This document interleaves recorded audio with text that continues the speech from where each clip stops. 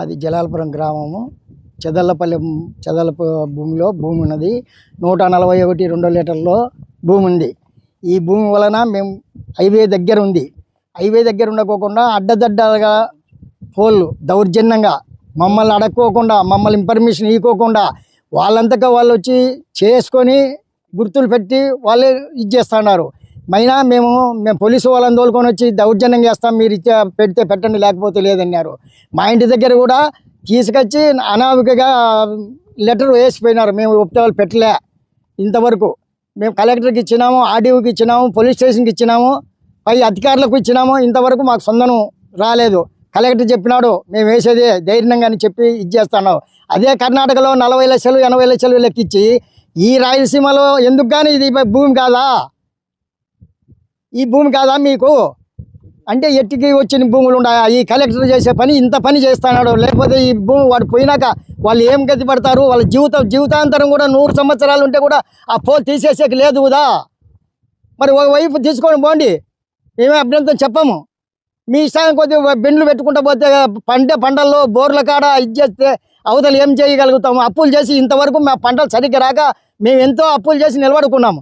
మరి ఈ పద్ధతికి కూడా మీరు సొన్నించుకోకుండా తర్వాత జీపులు వేసుకొని వచ్చేది, ఇంట్లో కాడ ఆడవాళ్ళని బెదిరించేది చేస్తాం చేయదేది అని చెప్పేసి లైన్ వాళ్ళు కూడా వచ్చి మమ్మల్ని చాలా ఇబ్బంది పెడుతున్నారు.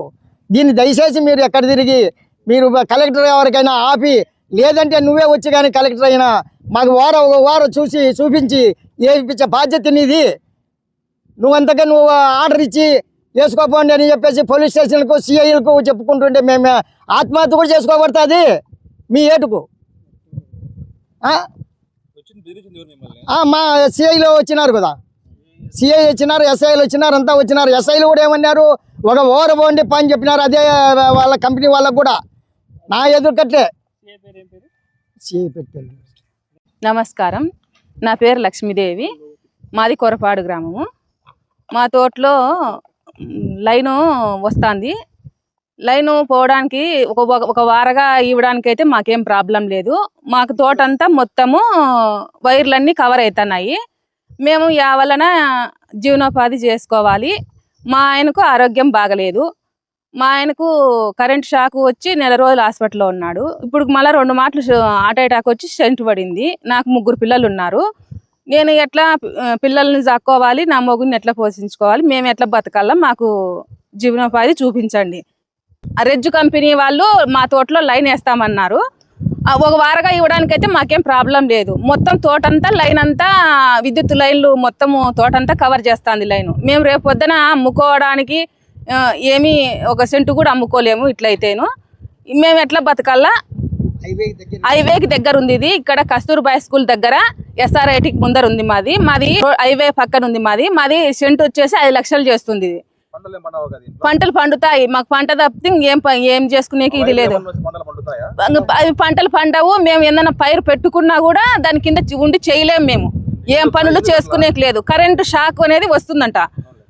దానివల్ల మేము ఏదైనా చేసుకోవాలా, ఏదైనా తోటలో పనులు చేస్తానే ఏదైనా వైబ్రేషన్ లాగా వచ్చి పంటలు పండవు. ఏదైనా పని చేసుకోవాలంటే కూడా భయంగానే ఉంటుందంట కరెంటు రావడం వల్ల. మేము అడిగినాము, ఏమీ కాదు అది ఇదేం చెప్తున్నారు వాళ్ళు. ఇట్లా వాళ్ళ దానిలో వేసినింటే అడిగినింటే ఎప్పుడు వైబ్రేషన్ వస్తూ ఉంటుంది. దాని కింద గడ్డి అట్లా నాటుకోవాలి. ఇది మాది గడ్డి నాటుకుంటాము. ఇక్కడ ఏనుగుడ్లు ఉన్నాయి మాకు. ఆ గడ్డి కోసుకోవాలంటే వాన వచ్చి వెలిసిపోయిందంటే తోటలోకి వచ్చి గడ్డి కోసుకోవాలా. ఇంకా అది కరెంట్ ఎప్పుడు వస్తుంది అనేది కూడా తెలీదు. జరిగింది. మా ఆయనకు కూడా ఇట్లా కరెంట్ షాక్ వల్ల ఇదయింది. కలెక్టర్కి ఇచ్చినాము అర్జీ, MROకు అర్జీ ఇచ్చినాము. ఇంకా ఏమీ మాకు రెస్పాండ్ అయితే ఇంకా ఏమీ కాలేదు. లేదు.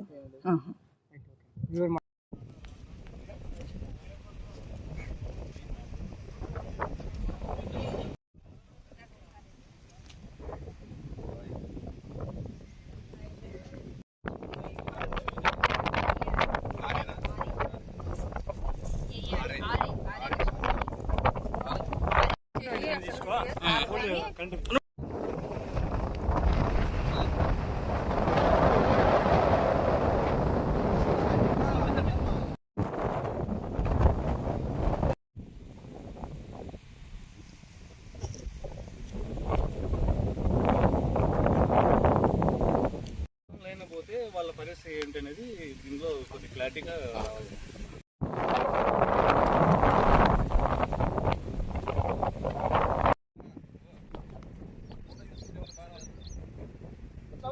నరసింహ